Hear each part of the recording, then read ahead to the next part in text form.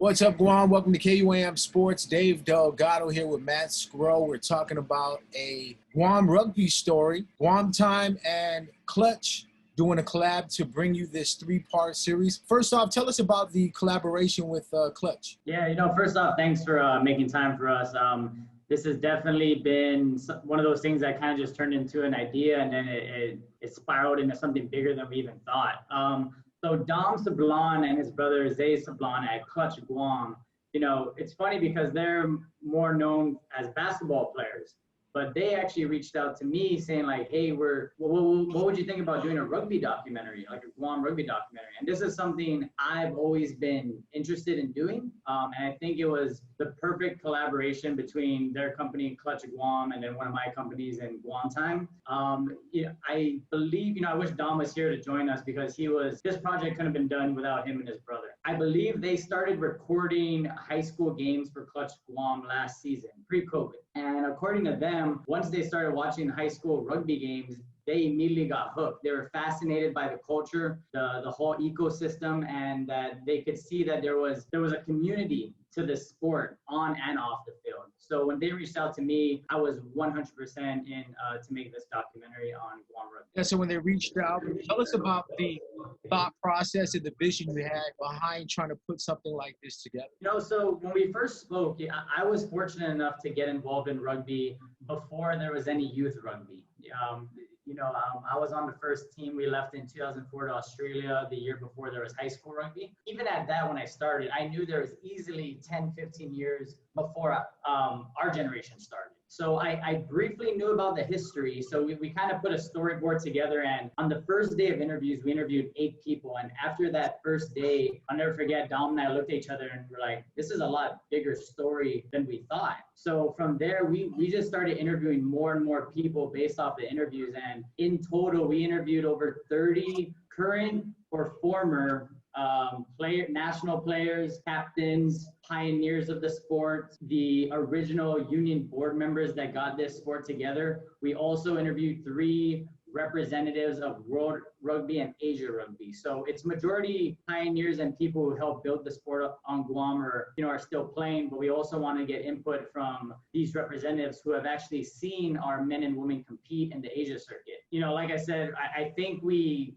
captured more than we even envisioned, and it's been an amazing story, not only for myself, part of the rugby community to learn, but people like Dom and others who may have not been involved in the community. Overall, it's a remarkable story because the sport essentially started from a community from people all around the world, not from Guam, but knew rugby, got together, and they pretty much put countless time and energy, years into introducing a sport into a community that wasn't theirs. And, without to give too much away in the documentary, when you give a sport that's very much involved in the community and then you introduce it to a culture like, the Chamorro culture, we're already welcoming and we embrace new things, it was the perfect mix. And that's essentially what episode 1 is about humble beginnings and how this even started on. Well, watching the series and seeing the godfather, so to speak, about Guam rugby, seeing the potential in the athletes, knowing that their drive and their determination to learn the sport and physicality, along with the talent, was something that was really something remarkable for them to think that it would grow into what it is now. Yeah, 100%. And, I think it's a part of our culture, but, and the players gravitate towards it. But I think the people that don't get enough credit, you could have easily had all the people who planned it, who introduced the sports, the players who loved it. But I think people that don't get enough credit are the parents. The parents that showed up, let's say 10, 15 years ago, even now, even parents who show up to practice or these games and they don't even understand the rules. When you take a step back, you think this sports actually might be dangerous, but they're there with their kids' mouthpiece and their Gatorade. And I think a big kudos has to go to parents, the grandparents, and everyone who has supported the youth, especially in the last 15 years. Rugby has been on the rise with several athletes getting scholarships to play at the next level. This was a perfect time for these athletes now to see where it started and to see where it's grown. Yeah, and I think that was our main goal from the get-go.